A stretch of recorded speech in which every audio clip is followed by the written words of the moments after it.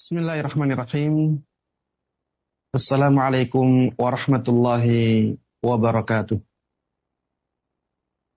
Alhamdulillahi rabbil alamin.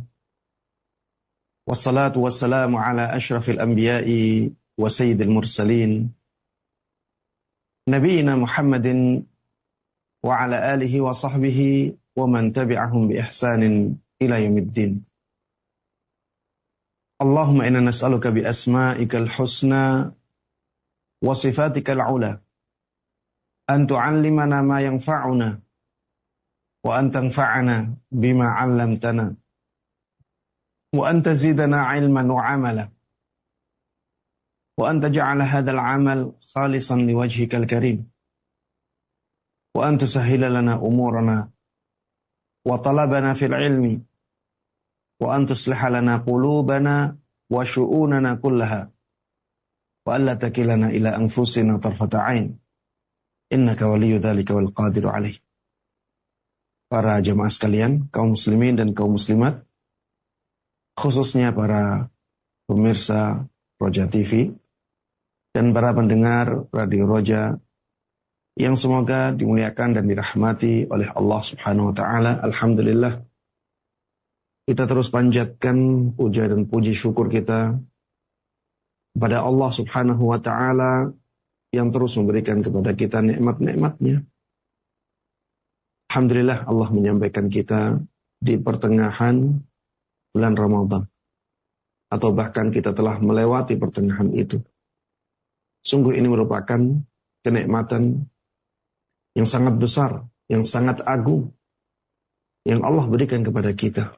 Maka hendaklah kita benar-benar menyadari nikmat ini, kemudian mensyukurinya, sehingga Allah Subhanahu wa ta'ala memberikan kepada kita tambahan nikmat yang lainnya. Amin amin ya rabbal alamin. Tidak lupa salawat dan salam, keberkahan dan kenikmatan semoga selalu terlimpahkan dan tercurahkan kepada Nabi yang sangat kita cintai dan sangat kita junjung tinggi, Nabi Agung Muhammad sallallahu alaihi wasallam. Begitu pula kepada seluruh keluarga beliau, seluruh sahabat beliau dan seluruh kaum muslimin yang mengikuti beliau dan para sahabatnya dengan baik hingga hari akhir nanti. Para jemaah sekalian rahimana rahimakumullah, pada pertemuan yang sebelumnya kita sudah sampai pada hal-hal yang dianjurkan untuk dilakukan sebagai persiapan kita untuk menjalankan sholat Jum'ah. Pada kesempatan kali ini kita akan membahas tentang apa yang disunnahkan atau dianjurkan bagi makmum yang berangkat untuk sholat Jum'ah, dan apa yang mereka disunahkan bagi mereka ketika masuk ke masjid. Baik, yang pertama yang dianjurkan bagi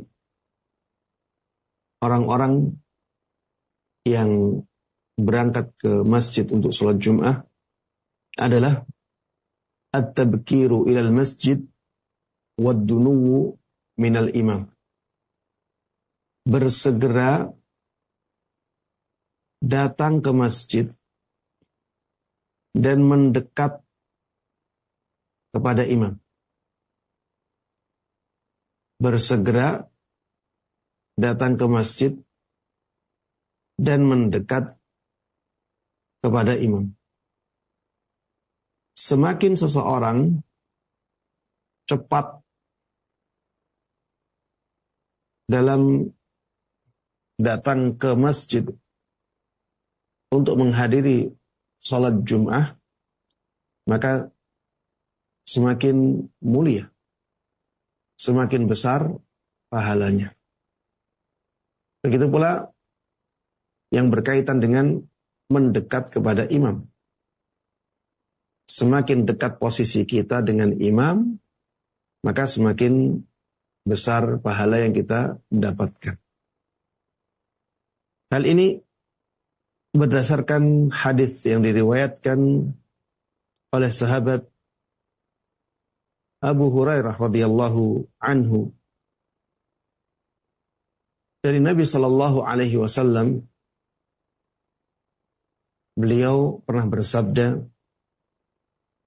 "Man igtasala yaumal jum'ah ghuslal janabah thumma raha faka'annama qarraba badanah." Barang siapa yang mandi seperti mandi junub di hari Jumat, kemudian dia pergi di pagi hari, di jam pertamanya,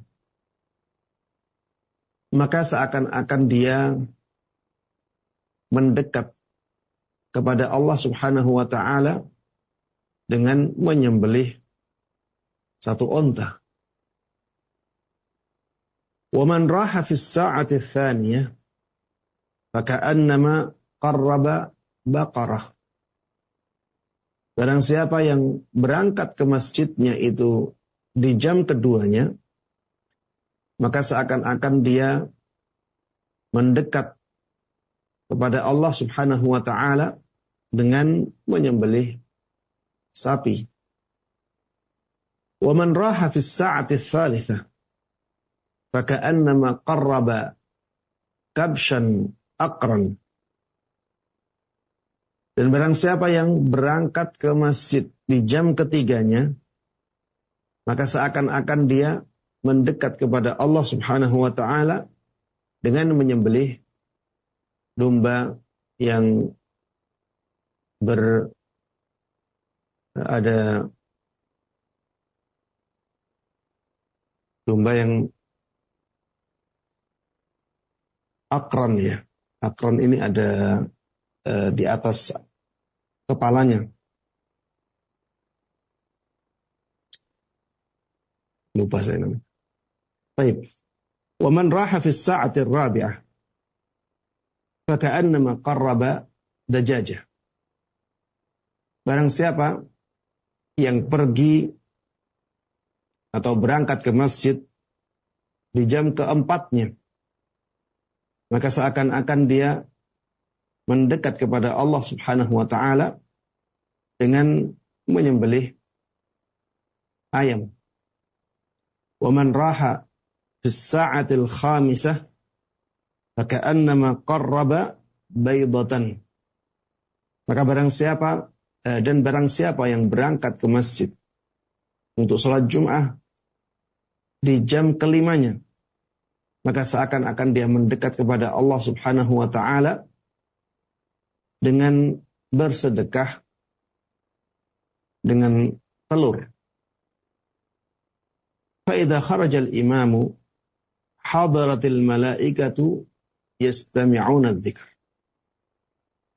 Maka apabila imam telah keluar untuk khutbah, maksudnya imam dia sampai ke mimbar, ya, kemudian khutbah, maka para malaikat mereka hadir di majelis itu dan mereka mendengarkan khutbah itu, mendengarkan pengingat, maksudnya pengingat yang disampaikan oleh imam, ya, atau oleh khatib. Para jemaah sekalian rahimana wa rahimakumullah, hadis ini dengan jelas memberikan pemahaman kepada kita bahwa semakin seseorang itu berangkat ke sholat Jum'ahnya lebih awal, maka semakin banyak pahala yang dia dapatkan. Ya, semakin besar pahala yang dia raih.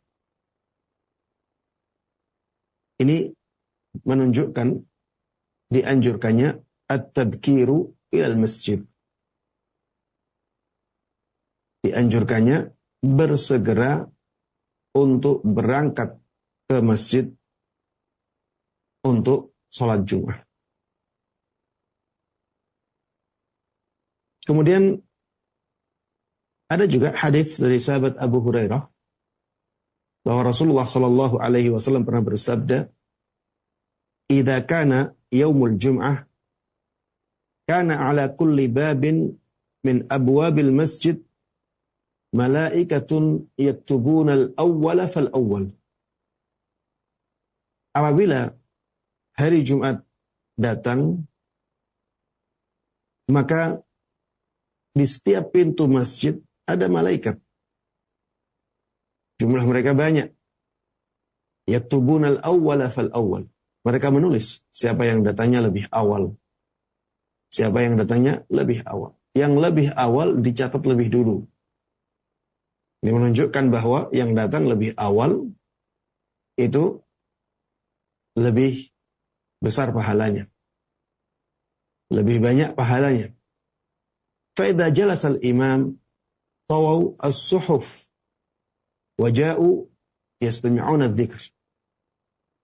Apabila imam telah duduk di atas mimbarnya, maka para malaikat itu menutup buku catatan tadi.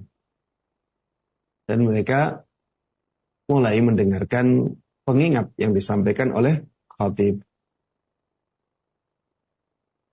Ini juga menunjukkan ya bahwa yang datang lebih awal, dia lebih mulia, lebih besar pahalanya, atau lebih banyak pahalanya. Yang datang lebih akhir, bahkan bisa jadi tidak dicatat oleh malaikat, ya, di buku catatan itu. Yaitu ketika imam sudah mulai menyampaikan khutbahnya.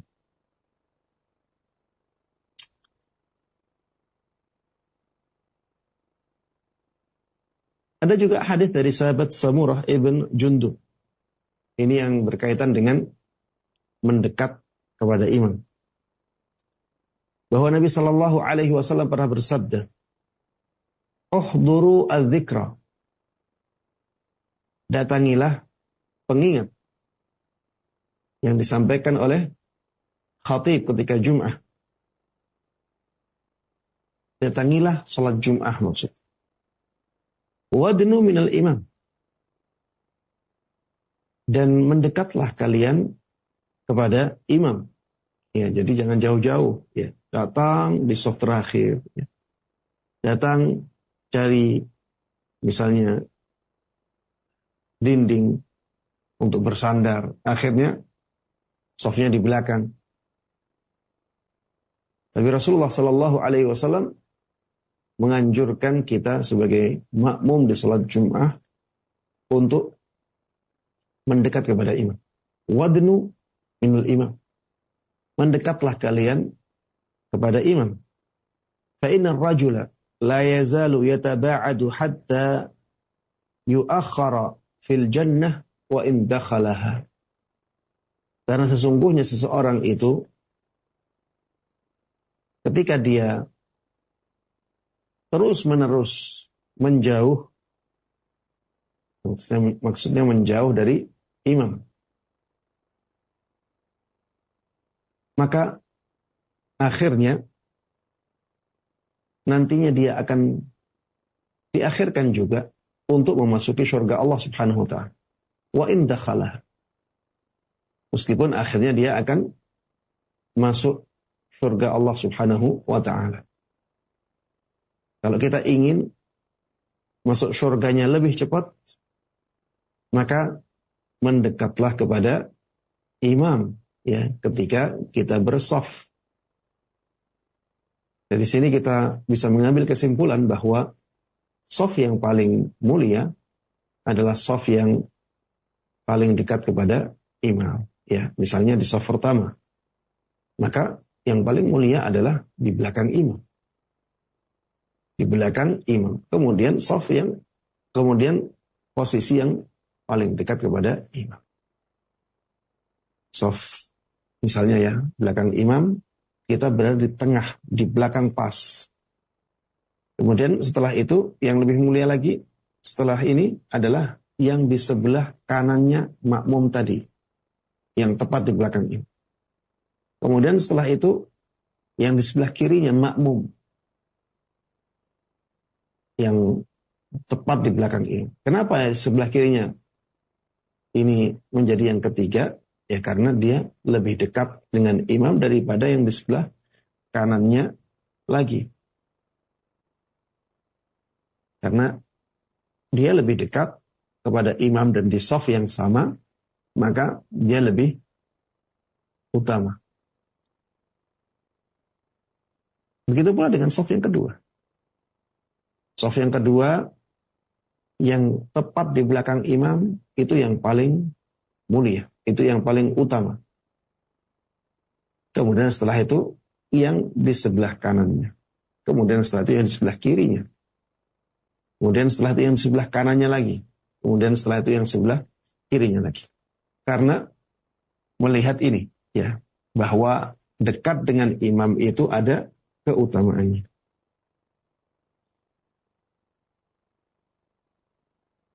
Baik. Para jemaah sekalian rahimana wa rahimakumullah.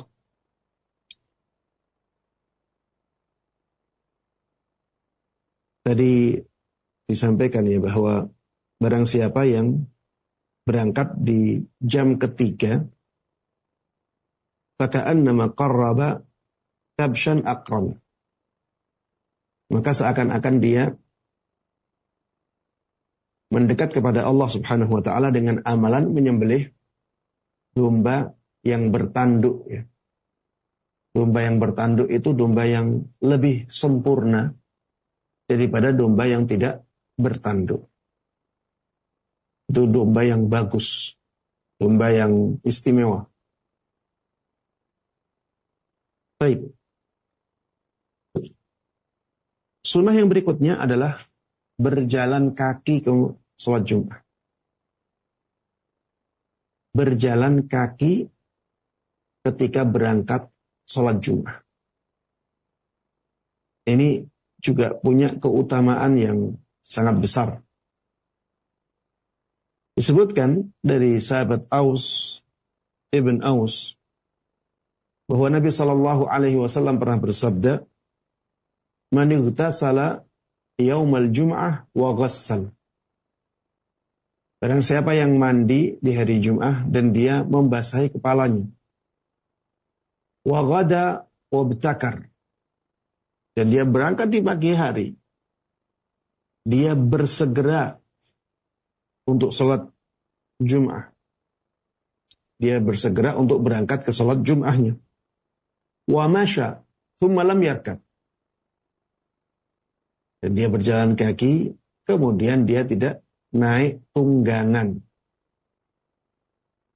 Jadi dia benar-benar berjalan kaki, tidak naik kendaraan. Wadana minal imam.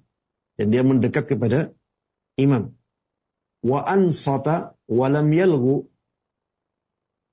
Dan dia diam untuk mendengarkan khutbahnya imam. Walam yalghu. Dan dia tidak melakukan hal yang sia-sia. Dia tidak melakukan lagu. Tidak bermain-main, ya. Tidak berbincang-bincang. Kana lahu bikulli khatwatin amalu sanatin siyamuha wa qiyamuha. Subhanallah. Maka orang ini akan mendapatkan pahala yang sangat luar biasa, yaitu pahala berpuasa dan sholat malam setahun penuh dari setiap langkahnya. Subhanallah. Ini hadis yang sahih yang menunjukkan pahala yang sangat luar biasa, sangat agung sekali. Bayangkan ya, amalan puasa dan sholat malam setahun penuh. Itu amalan yang sangat besar sekali. Dan itu didapatkan oleh orang ini dari setiap langkahnya. Maka para jemaah sekalian rahimani wa rahimakumullah, Ini kesempatan mendapatkan pahala yang sangat luar biasa. Maka penuhi syarat-syarat yang disebutkan di dalam hadis ini ketika kita benar-benar ingin mendapatkan pahala amalan ini. Iya. Kalau kita ingin mendapatkan pahala yang sangat luar biasa ini, maka lakukan apa yang disampaikan oleh Nabi Shallallahu Alaihi Wasallam sebagai syarat. Jadi orang tersebut harus mandi kalau ingin mendapatkan pahala ini. Man ightasala yaumal jum'ah wa ghassal. Dan siapa yang mandi di hari Jumat dan dia membasahi kepalanya, ya mandi besar maksudnya. Lakukan mandi besar untuk berangkat salat Jumat. Kemudian yang kedua, wa ghada wa btakar. Orang ini berangkat benar-benar di pagi hari. Ya. Kalau bisa di jam pertamanya. Di pagi hari ketika awal-awal terbit matahari datang ke masjid. Kalau bisa seperti itu. Kalau orang yang seperti itu jelas dia ibtakar. Dia benar-benar berangkat dan bersegera ke masjid untuk sholat Jumat. Tidak ada khilaf, tidak ada perbedaan pendapat di kalangan para ulama ketika seseorang berangkat ketika matahari terbit untuk sholat Jumat bahwa dia telah ibtakar. Dia telah bersegera untuk berangkat ke masjid untuk tujuan sholat Jumat.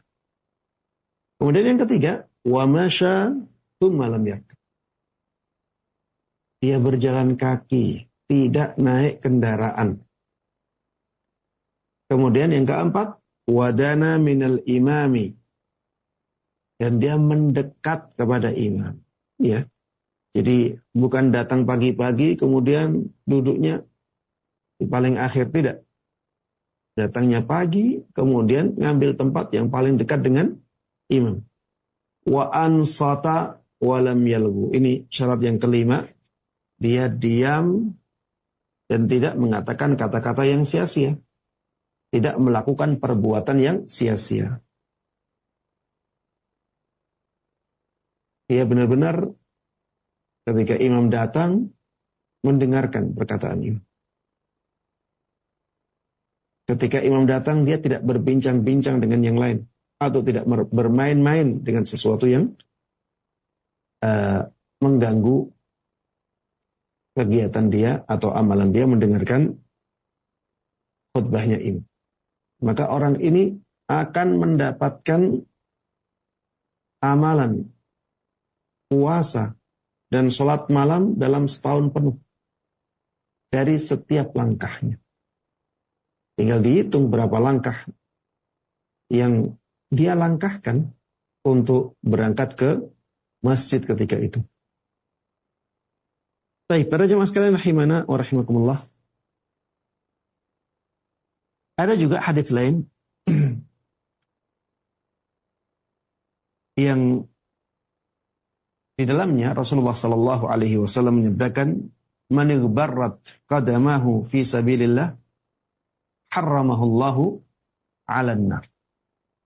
Barang siapa yang kakinya terkena debu ketika berjalan di jalan Allah Subhanahu wa taala, maka Allah Subhanahu wa taala akan mengharamkan neraka baginya. Allah Subhanahu wa taala akan mengharamkan neraka baginya. Ya, maksudnya Allah akan masukkan dia ke dalam surganya. Yang berikutnya, salat tahiyatul masjid. Sebelum seseorang duduk di masjid. Ya. Salat tahiyatul masjid ini sangat ditekankan sekali. Dalam sebuah hadis disebutkan, "Idza dakhala ahadukumul masjid, fala yajlis hatta yusalli rak'atain." Fala yajlis hatta yusalli rak'atain. Apabila salah seorang dari kalian masuk ke dalam masjid, maka jangan sampai dia duduk sebelum dia salat 2 rakaat. Kemudian di zaman Nabi Shallallahu Alaihi Wasallam ada salah seorang sahabat yang datang agak telat. Kemudian dia langsung duduk. Maka Rasulullah Shallallahu Alaihi Wasallam mengingatkannya untuk menjalankan sholat tahiyatul masjid ini. Padahal ketika itu Rasulullah Shallallahu Alaihi Wasallam sedang berkhutbah. Disebutkan oleh sahabat Jabir radhiyallahu anhu, beliau mengatakan, dakhala rajulun yaumal jum'ah wan nabiyyu sallallahu alaihi wasallam yakhutub. Suatu ketika di hari Jumat, ketika Nabi sallallahu alaihi wasallam sedang menyampaikan khutbahnya, masuklah seorang laki-laki. Faqala asallaita. Maka Rasulullah sallallahu alaihi wasallam bertanya kepada orang ini, apakah engkau sudah sholat? Maksudnya sholat tahiyatul masjid. Orang ini menjawab, la. Aku belum menjalankan sholat 2 rakaat. Maka Rasulullah sallallahu alaihi wasallam mengatakan kepada orang ini, fasalli rak'atain. Kalau begitu, sholatlah 2 rakaat. Maka ini menunjukkan ya, bahwa sholat tahiyatul masjid itu sangat ditekankan sekali. Bahkan ada yang berdalil dengan hadis ini untuk menguatkan pendapatnya bahwa sholat tahiyatul masjid itu wajib. Kalau ditinggalkan, maka seseorang berdosa. Walaupun yang lebih kuat adalah pendapat yang mengatakan bahwa sholat tahiyatul masjid itu sunnah muakkadah. Sunnah yang sangat ditekankan sekali. Tapi ya, hadis ini paling tidak menunjukkan ya betapa pentingnya dan betapa kuatnya perintah untuk menjalankan sholat tahiyatul masjid. Kalau misalnya ada yang bertanya, Ustadz, imam sedang khutbah, maka kalau saya sholat tahiyatul masjid, akhirnya saya tidak bisa mendapatkan pelajaran dari imam. Saya tidak bisa mendapatkan faedah-faedah yang disampaikan oleh imam karena sholat tersebut. Maka jawabannya tetap sholat tahiyatul masjid. Kenapa? Karena Rasulullah Shallallahu Alaihi Wasallam memerintahkan kepada orang ini untuk sholat tahiyatul masjid, walaupun Rasulullah Shallallahu Alaihi Wasallam sedang berkhutbah. Kemudian yang kedua, kalau sholat tahiyatul masjid, maka ringankan sholatnya. Ya jangan lama-lama. Karena maslahat tadi, maslahat mendengarkan imam, mendapatkan pelajaran-pelajaran berharga dari khutbahnya imam. Ya. Jadi tetap sholat, tapi ringankan sholatnya. Misalnya, dengan membaca surat-surat pendek. Membaca Al-Kautsar, atau Al-Asr, atau An-Nasr, atau membaca beberapa ayat, atau 1 ayat, kemudian langsung ruku. Atau, karena membaca surat itu sunnah, bisa tanpa membaca surat. Baca Al-Fatihah saja. Walaupun yang lebih baik tetap membaca surat, tapi pilih surat yang pendek. Kemudian ya setelah itu mendengarkan khutbahnya imam dengan baik. Kemudian para jemaah sekalian rahimanallah, perlu juga di sini disampaikan atau diingatkan bahwa pendapat yang lebih kuat adalah pendapat dari para ulama yang mengatakan bahwa tidak ada salat qabliyah Jumat. Tidak ada salat qabliyah Jumat. Ini memang masalah yang diperselisihkan oleh para ulama. Ya. Ada sebagian ulama yang mengatakan disunnahkan sholat qabliyah Jum'ah. Seperti misalnya Imam Nawawi rahimahullah. Namun kalau kita melihat pendapat mayoritas ulama, bahkan Imam Syafi'i mengatakan bahwa di sana tidak ada sholat qabliyah Jum'ah. Ya. Ini pendapat dari jumhur ulama. Para ulama dalam mazhab Hanafi mengatakan demikian. Para ulama dalam mazhab Maliki juga mengatakan demikian.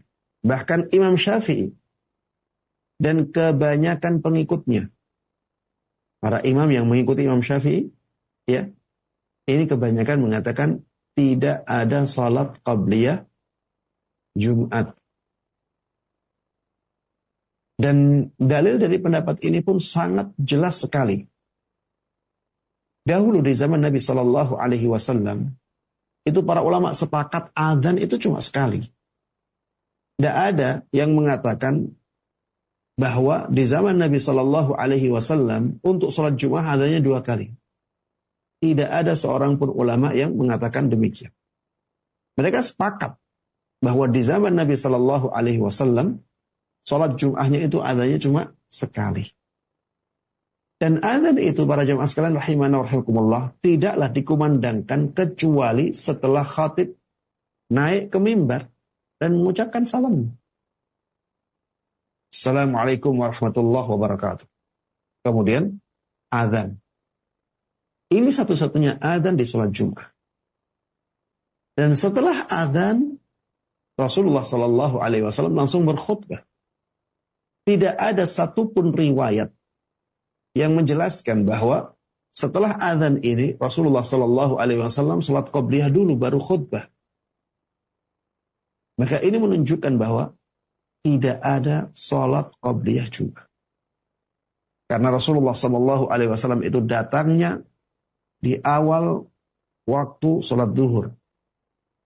Kemudian ketika beliau naik mimbar, beliau mengucapkan salam. Setelah itu Bilal atau sahabat yang lain yang mengumandangkan azan. Setelah dikumandangkan azan ini, beliau langsung khutbah. Tidak ada penjelasan tentang sholat qabliyah Jum'ah sama sekali. Maka ini menunjukkan betapa kuatnya pendapat mayoritas ulama yang mengatakan bahwa di sana tidak ada sunnah sholat qabliyah Jum'ah. Para jemaah sekalian rahimana wa rahimakumullah, termasuk di antara yang menguatkan pendapat ini adalah hadis yang disampaikan oleh Ibnu Umar radhiyallahu anhuma. Beliau mengatakan, "Shallaitu ma'a Rasulillah sallallahu alaihi wasallam sajdataini qabla adh-dhuhri wa sajdataini ba'da adh-dhuhri wa sajdataini ba'da al-maghrib wa sajdataini ba'da al-isha wa sajdataini ba'da al-jum'ah." Aku pernah salat bersama Nabi sallallahu alaihi wasallam. Aku pernah salat bersama Rasulullah sallallahu alaihi wasallam 2 rakaat sebelum zuhur, 2 rakaat setelah zuhur, 2 rakaat setelah maghrib, 2 rakaat setelah isya, 2 rakaat setelah Jumat. Sahabat Ibnu Umar radhiyallahu anhuma di sini menyebutkan salat zuhur dan juga menyebutkan salat Jumat. Ketika salat zuhur, beliau menyebutkan ada qabliyah zuhur. Ada 2 rakaat sebelum zuhur dan ada 2 rakaat setelah zuhur. Tapi lihat, ketika beliau menyebutkan tentang salat Jumat, beliau hanya menyebutkan 2 rakaat setelah salat Jumat. Ini menunjukkan bahwa tidak ada 2 rakaat sebelum salat Jumat. Tidak ada 2 rakaat sebelum salat Jumat. Walaupun para jemaah sekalian rahimahullah, ada sunnah yang sekarang banyak ditinggalkan, yaitu sholat sebelum imam datang dan naik ke mimbar. Tapi tidak dibatasi 2 rakaat, 4 rakaat, 6 rakaat, tidak. Tapi sholat terus sampai imam datang. Ada sunnah ini. Tapi ini bukan sholat qabliyah zuhur. Ini bukan sholat qabliyah zuhur. Tapi ini adalah sholat sunnah mutlak. Ya. Sholat sunnah mutlak. Dan kita dianjurkan untuk menjalankan sholat ini sampai imam datang. Wallahu a'lam. Yang berikutnya, para jemaah sekalian rahimana wa rahimakumullah, adalah tidak mengadakan majelis untuk kajian sebelum sholat Jum'ah. Ini makruh, ya, tidak sampai diharamkan. Dan kalau ini sangat dibutuhkan, maka bisa dilakukan. Kalau ini sangat dibutuhkan, maka boleh dijalankan, kemakruhannya hilang. Karena kata para ulama, la karahata ma'al hajah. Tidak ada kemakruhan ketika ada kebutuhan. Ya.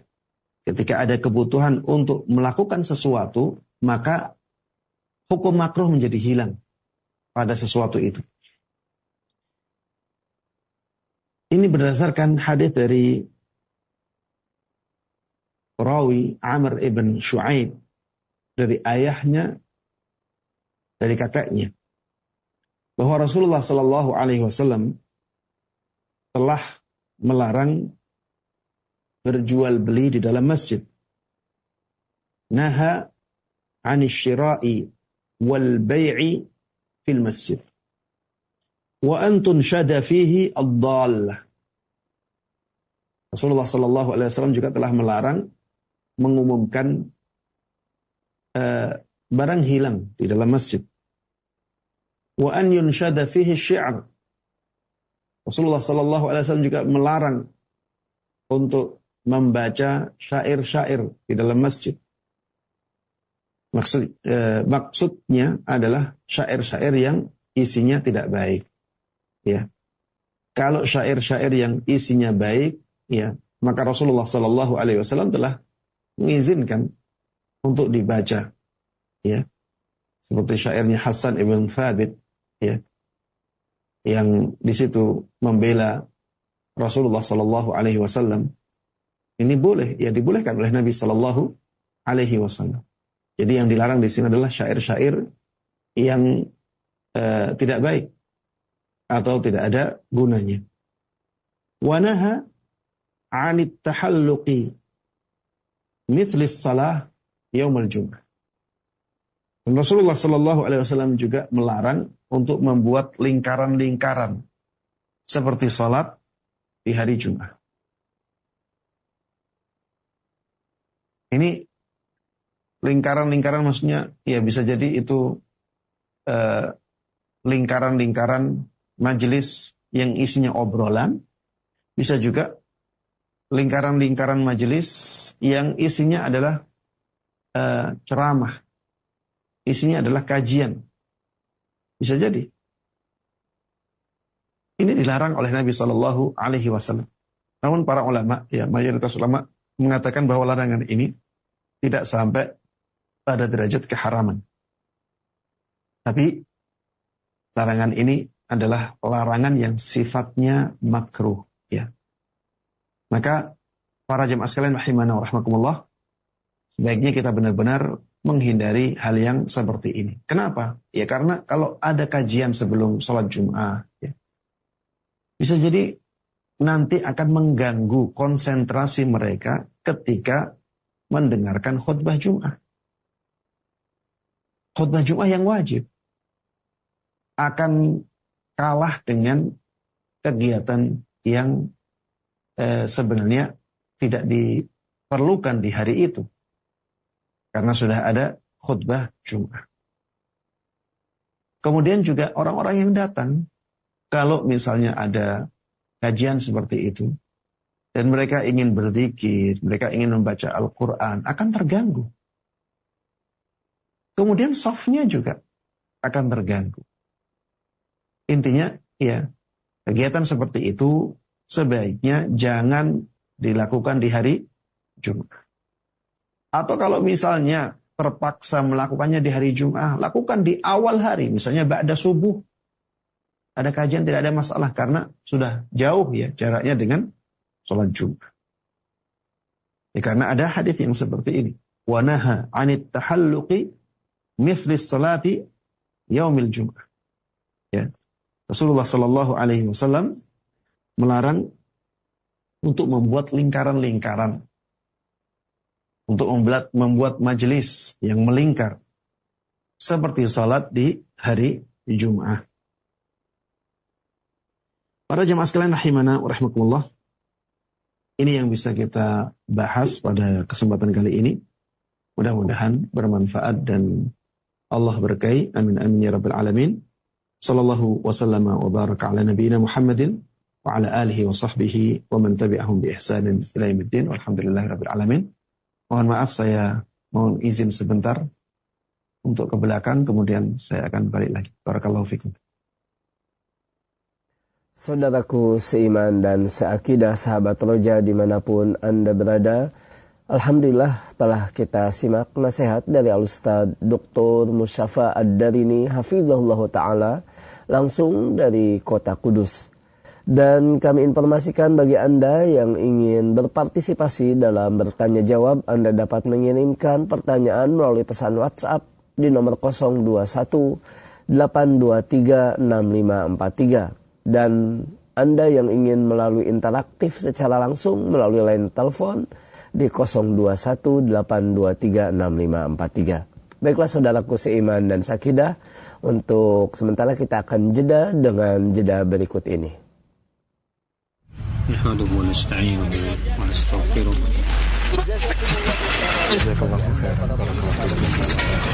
Roja TV, saluran tilawah Al-Quran dan kajian Islam. شهر رمضان الذي أنزل فيه القرآن هدى للناس. Mutiara Salaf. Mutiara Salaf. Ramadan.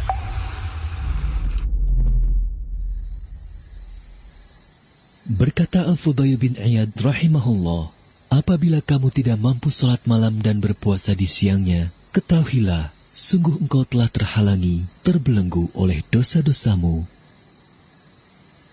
شهر رمضان الذي أنزل فيه القرآن هدى للناس. Mutiara Salaf. Mutiara Salaf. Ramadan.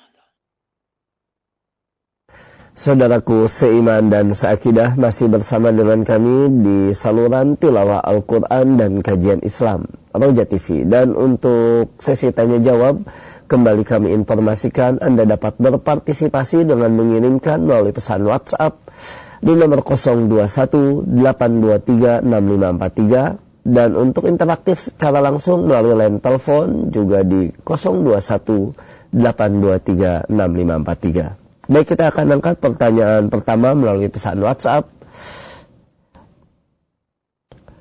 Izin bertanya Ustadz, sholat Jumat di tempat kami ada imam dan khotib Jumat yang berbeda Ustadz. Posisinya adalah di belakang imam ada khotib. Pertanyaannya, apakah ini sesuai sunnah? Dan bagaimanakah posisi yang baik? Apakah di samping kanan khotib? Mohon penjelasannya dari Ujang di Bekasi. Tafadhol Ustaz. Rahimahullah. Rasulullah sallallahu alaihi wasallam dahulu selalu menjadi imam dalam salat Jum'ah. Dan tidak pernah sekalipun beliau mengizinkan sahabatnya untuk menjadi imam. Jadi beliau yang khutbah, beliau juga yang menjadi imam dalam salat Jum'ah. Dan juga hal ini tidak pernah diketahui, dilakukan oleh para sahabat beliau sepeninggal beliau. Di zaman sahabat Nabi Sallallahu Alaihi Wasallam tidak pernah terjadi yang seperti itu. Jadi imamnya beda, khatibnya beda lagi. Ada dua orang di situ. Ada khatib, ada imam. Ini tidak pernah ada di zaman para sahabat Nabi Sallallahu Alaihi Wasallam. Tidak pernah juga diketahui di zaman tabi'in.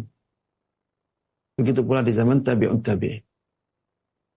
Apabila ada yang mengetahui pernah terjadi di generasi awal umat Islam, ya silahkan disampaikan. Mana contohnya? Dari zaman Nabi, atau zaman sahabat, atau zaman tabi'in, atau zaman tabi'ut tabi'in. Yang, ya, seperti itu. Sehingga para jamaah sekalian rahimahullah, karena melihat yang seperti ini, harusnya ditinggalkan. Harusnya ditinggalkan. Kalau ada yang mengatakan, Ustadz, kan itu boleh. Kan tidak ada syarat yang disebutkan oleh para ulama bahwa imam itu harus sama dengan khatibnya. Bahwa khatib harus sekaligus menjadi imam. Kan ada khatib yang bagus, tapi bacaan Al-Qur'annya tidak bagus, Ustaz.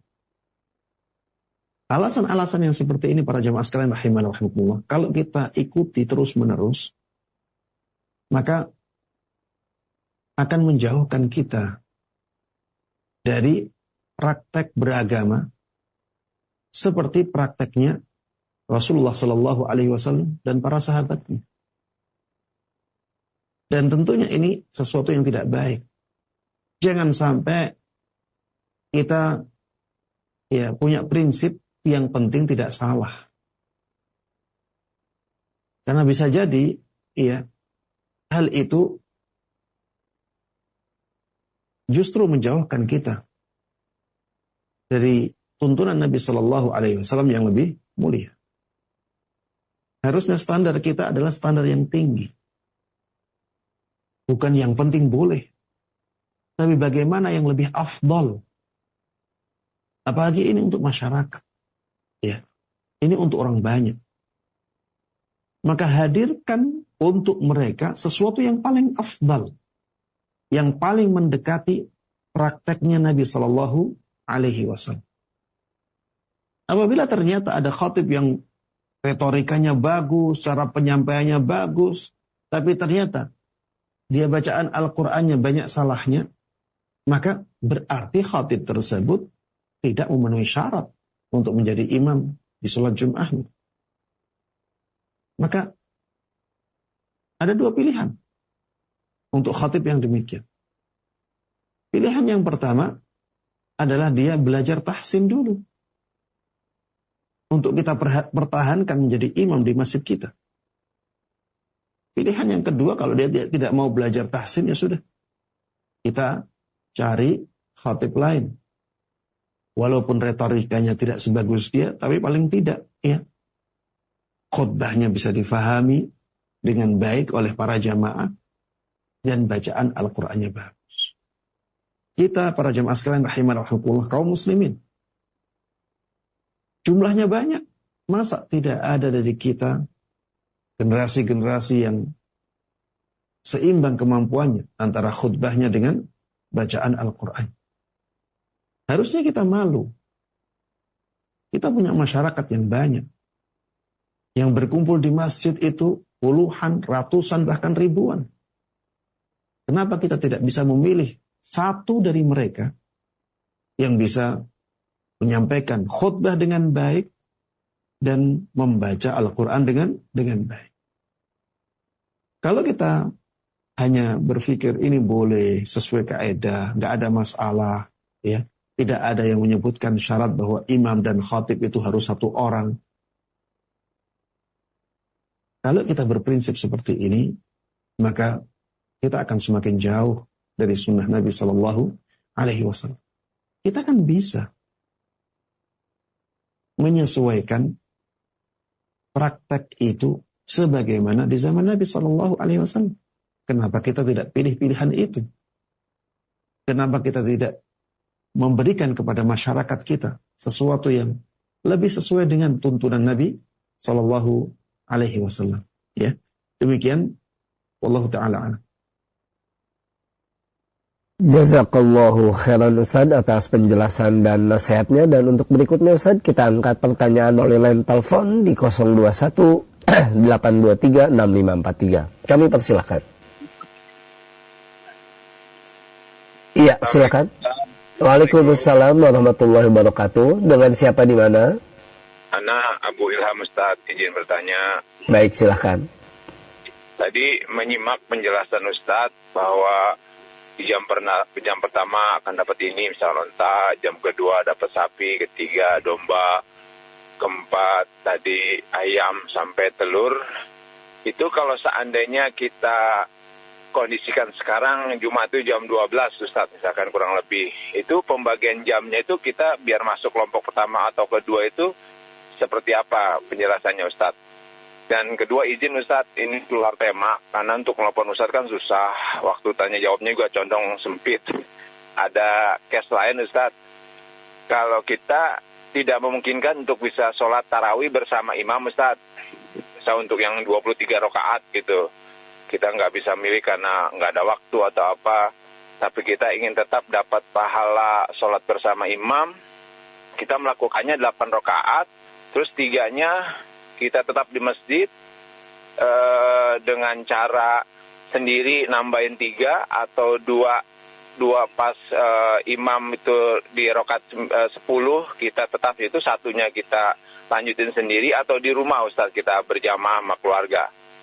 Demikian Ustaz, tolong maklum untuk pertanyaan kedua karena susah untuk bisa telepon Ustaz. Terima kasih Ustaz. Assalamualaikum warahmatullahi wabarakatuh. Waalaikumsalam warahmatullahi wabarakatuh. Tafadhol Ustaz. Para jemaah sekalian rahimani wa rahimakumullah, ya mohon maaf atas terbatasnya waktu ya. Karena memang materi yang disampaikan itu sangat banyak ya. Apalagi masalah fikih, masalah yang sangat luas sekali. Sehingga seringkali tidak ada waktu untuk tanya jawab ya, dan mohon maaf atas keterbatasan itu. Untuk pertanyaan yang pertama, para jemaah sekalian rahimani wa rahimakumullah, tadi disebutkan di dalam hadis ada 5 jam. Ada 5 jam. Jam pertama, ketika berangkat di jam pertama, maka seakan-akan menyembelih atau berkorban dengan onta. Kalau berangkat di jam kedua, maka seperti berkorban dengan sapi. Berangkat di jam yang ketiga, seperti berkorban dengan domba yang bertanduk. Berangkat di jam yang keempat, maka seperti menyembelih atau beribadah, mendekatkan diri kepada Allah Subhanahu wa Ta'ala dengan menyembelih ayam. Kemudian, barang siapa yang berangkat di jam yang kelima, maka seperti melakukan amalan ibadah yang bisa mendekatkan dirinya kepada Allah Subhanahu wa Ta'ala dengan bersedekah dengan 1 telur. Ya. Baik. Bagaimana kita menghitung ini? Sedangkan kita jamnya itu tidak hanya 5 jam saja. Yang pertama, para jemaah sekalian rahimani wa rahimakumullah, ada yang mengatakan bahwa jam ini, 5 jam ini mulainya dari terbitnya fajar shadiq. Yaitu dari mulai masuknya waktu subuh. Jadi dari mulai waktu subuh sampai zuhur, ya, itu dibagi 5. Itu dibagi 5. Kalau misalnya subuhnya jam 4 ya misalnya, atau jam 5. Kalau ada yang jam 4, ada yang jam 5 ya. Kalau misalnya jam 4 ya. Kemudian zuhurnya misalnya jam 12. Berarti 5, 6, 7, 8, 9, 10, 11, 12. Ini ada 8 jam. 8 jam ini dibagi 5 saja. Nanti jam yang pertama ya bagian itu. Jam yang kedua bagian. Ini pendapat yang pertama yang disebutkan oleh sebagian ulama. Ada pendapat yang kedua yang menghitungnya mulai terbitnya matahari. Mulai terbitnya matahari sampai zuhur. Itu dibagi 5. Kalau misalnya terbitnya matahari jam 6 misalnya. Kemudian zuhurnya jam 12. Berarti 7, 8, 9, 10, 11, 12. 6 jam. 6 jam ini dibagi 5. Ya. 6 jam ini dibagi 5. Maka jam yang pertama ya berarti jam 6 sampai jam 7 lebih dikit. Ya, jam 7 lebih berapa itu? 12 menit. Jam kedua berarti jam 7 lebih 13 sampai jam 8 lebih 24. Ya seperti itu. Ini pendapat yang kedua. Pendapat yang kedua ini wallahu ta'ala alam lebih kuat daripada pendapat yang pertama. Ya, jadi dimulainya itu dari mulai terbitnya matahari sampai zuhur. Ya, ini bisa berbeda dari waktu ke waktu, bisa berbeda dari tempat ke tempat. Tempat satu mulainya jam 7, tempat yang lain bisa jadi mulainya jam 8, tempat lain lagi bisa jadi mulai jam 6, karena patokannya adalah terbitnya matahari. Zuhurnya juga bisa berbeda-beda dari satu tempat ke tempat lain, dari satu musim ke musim lain yang lain bisa berbeda. Ini jawaban untuk pertanyaan yang pertama. Wallahu ta'ala alam. Untuk pertanyaan yang kedua, ya, bagi orang yang tidak bisa mengikuti imam yang sholat sampai 23 rakaat. Dia kepingin sholatnya 11 rakaat. Tapi masjidnya menjalankan sholat tarawih yang 23 rakaat.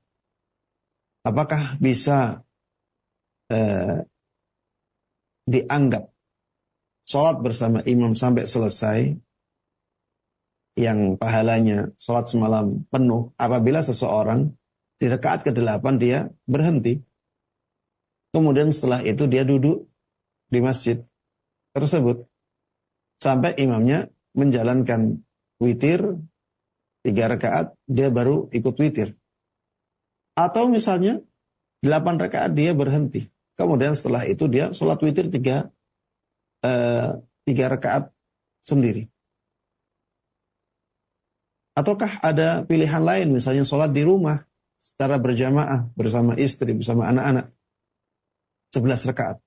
Jawabannya para jemaah sekalian rahimana rahmatullah, kalau kita sholat di masjid yang menjalankan sholat tarawihnya 23 rakaat, maka untuk menjalankan hadis tersebut, man shalla ma'al imami hatta yansarif kutiba lahu qiyamul lailah, barang siapa yang sholat bersama imam sampai imamnya selesai, maka dicatat baginya pahala sholat semalam penuh. Kalau kita ingin mendapatkan pahala itu, dan kita sholatnya di masjid yang rakaatnya 23, konsekuensinya kita harus ikut dari awal sholat sampai akhir sholat. Ustaz 23 rakaat, ya sudah. Jalankan 23 rakaat bersama imam sampai selesai. Ustaz saya pengen 11 rakaat. Kalau kepengennya 11 rakaat, silahkan mencari masjid yang sholatnya 11 rakaat. Silahkan cari masjid yang sholatnya 11 rakaat. Karena Rasulullah Sallallahu Alaihi Wasallam dalam hadisnya tidak membatasi rakaat. Rasulullah Sallallahu Alaihi Wasallam membatasinya dengan selesainya imam. Barang siapa yang sholat bersama imam sampai imamnya selesai, kutiba lahu qiyamul lailah, maka dicatat baginya pahala sholat semalam. Ustaz, bagaimana dengan opsi sholat berjamaah di rumah? Jawabannya boleh. Ya, jadi sholat tarawih di rumah itu tidak ada masalah. Kalau sholatnya di rumah berjamaah bersama keluarga, maka tetap mendapatkan pahala hadis tadi. Tapi apakah sholat di masjid itu lebih afdal untuk sholat tarawih? Wallahu ta'ala alam, yang terlihat ya. Karena lebih condong ke pendapat yang mengatakan sholat tarawih di masjid itu lebih afdal. Kenapa? Ya karena Rasulullah Sallallahu Alaihi Wasallam dahulu sholat tarawih di masjid. Walaupun beliau tidak rutinkan. Tapi selama 3 malam beliau sholat tarawih di masjid. Beliau malam yang keempat tidak keluar karena beliau khawatir nantinya malah sholat tarawih itu diwajibkan. Akhirnya beliau tidak keluar. Kalau tidak ada halangan ini, beliau akan keluar terus ke masjid bersama kaum muslim. Kemudian di zamannya sahabat Umar ibn Khattab radhiyallahu anhu, prakteknya juga demikian. Ketika sahabat Umar mengumpulkan manusia untuk sholat tarawih di masjid, ya, untuk sholat malam, ya di malam Ramadan, beliau mengumpulkannya di masjid. Maka yang tampak ya dari pendapat para ulama bahwa sholat tarawih di masjid itu lebih afdal, ya, walaupun itu sholat sunnah. Ada ya pada asalnya sholat sunnah itu lebih afdalnya dijalankan di rumah. Kecuali ada dalil yang menunjukkan bahwa sholat sunnah tersebut lebih afdal dijalankan di masjid. Dan termasuk di antara masalah ini adalah masalah sholat tarawih. Ada dalil-dalil yang menunjukkan bahwa sholat tarawih di masjid itu lebih afdal. Sehingga kita katakan walaupun dia sholat sunnah, tetap lebih afdal di masjid karena ada dalil-dalil yang menunjukkan bahwa sholat tarawih itu lebih afdalnya dijalankan di masjid. Wallahu ta'ala a'lam. Jazakallahu khairan Ustaz atas penjelasannya. Dan untuk berikutnya kembali kita angkat pertanyaan melalui pesan WhatsApp Ustaz dari Abu Fadlan di Depok.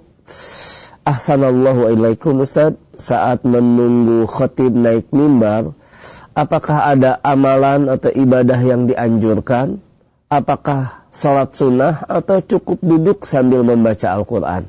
Jazakallahu khairan, mohon penjelasannya Ustaz. Tafadhol Ustaz. Para jemaah sekalian rahimana wa rahimakumullah. Tadi telah disampaikan di dalam materi ya bahwa termasuk di antara sunnah yang banyak ditinggalkan atau tidak diketahui oleh kaum muslimin adalah sunnah memperbanyak sholat sunnah sebelum imam naik ke mimbar. Memperbanyak sholat sunnah sebelum imam naik ke mimbar. Ini dijalankan oleh sebagian sahabat Nabi Sallallahu Alaihi Wasallam. Sehingga kita bisa mengatakan bahwa di antara amalan yang disunnahkan sebelum imam datang ke mimbar adalah memperbanyak sholat sunnah.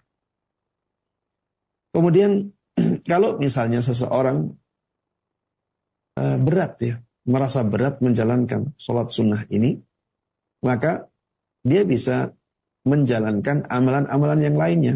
Seperti misalnya membaca Al-Quran. Membaca Al-Quran.